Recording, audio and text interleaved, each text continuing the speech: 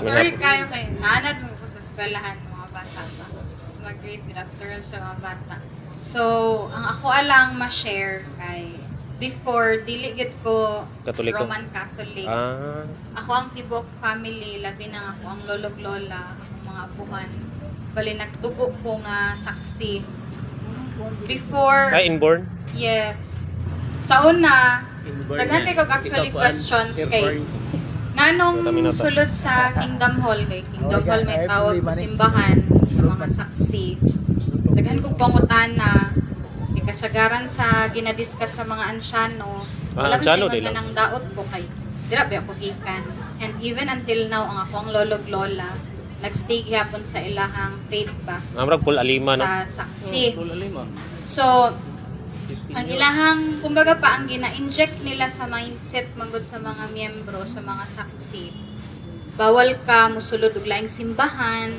Tungod kay kung makasulod kag simbahan, apil na daw ka sa mga pagano. Pagan teaching daw ng inanana. Bawal ka nga kanang maski dili sa Catholic Church, kasi Protestant. Even sa mga Protestant na mga church or churches, bawal ka musulod.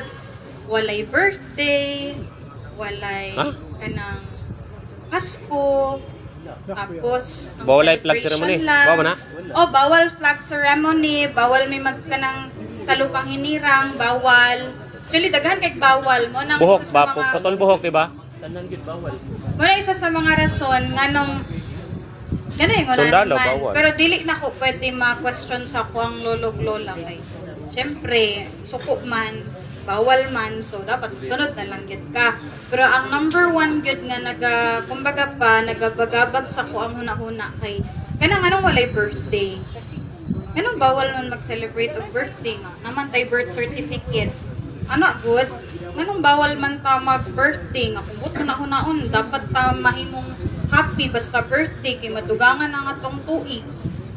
Masing ako ang mga akong lolog lola, dili na nila matubag sa ako kay para sa ilaha. According sa teaching sa Jehovah's Witnesses, dapat ang kanang birthday isa daw na sa mga kalibutanon nga sa ulugan. Langit nun ra dahil lang. Dili angay nga mag-celebrate og birthday. It's because kada adlaw blessing na daw na. So walay pulos nga mag-celebrate ka og birthday. Tapos bawal pod ng sundalo, bawal. Kana sundalo, bawal mo boto.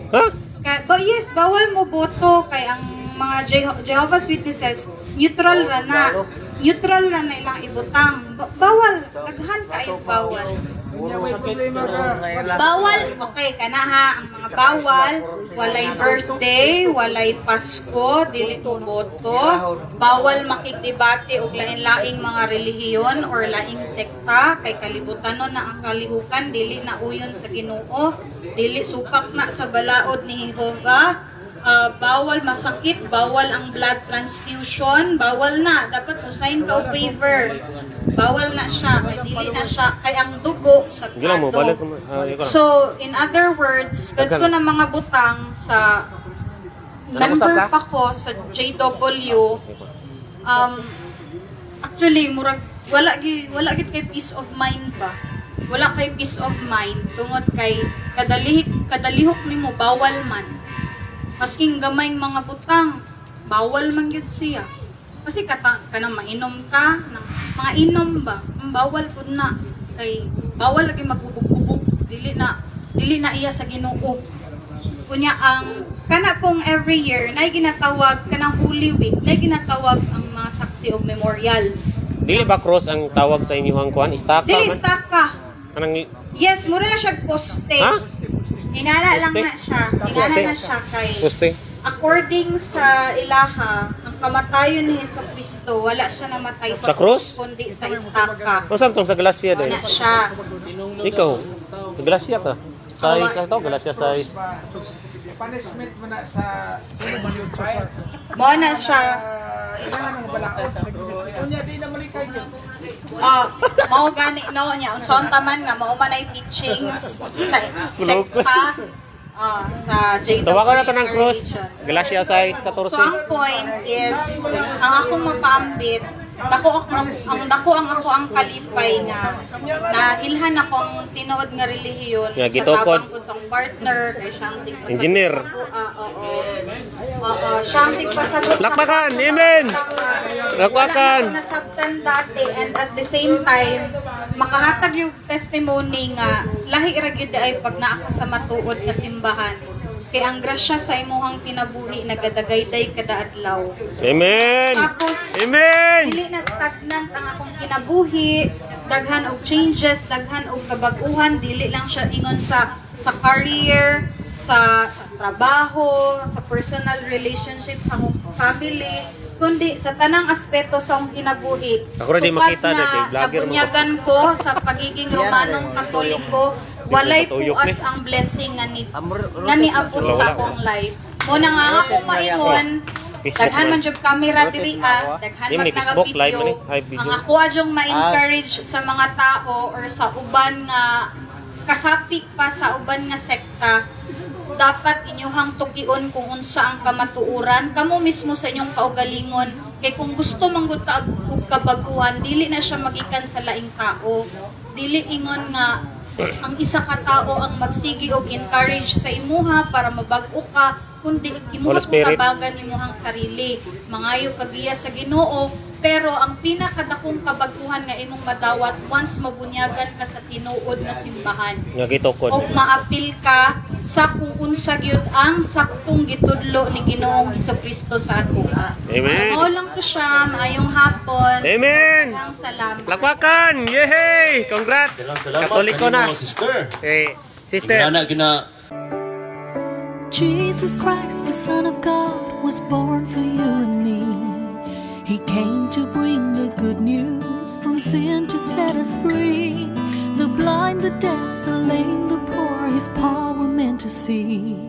He gave His life upon the cross, eternal life the key.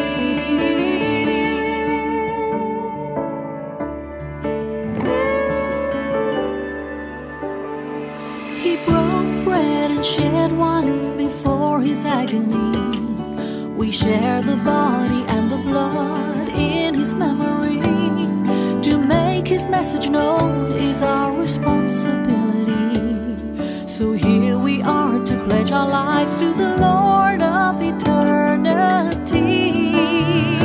I am Catholic, I am alive, I am the gospel, I am the light. I am Catholic, I am alive, I am the leaven, the salt and light. I am Catholic, I am alive.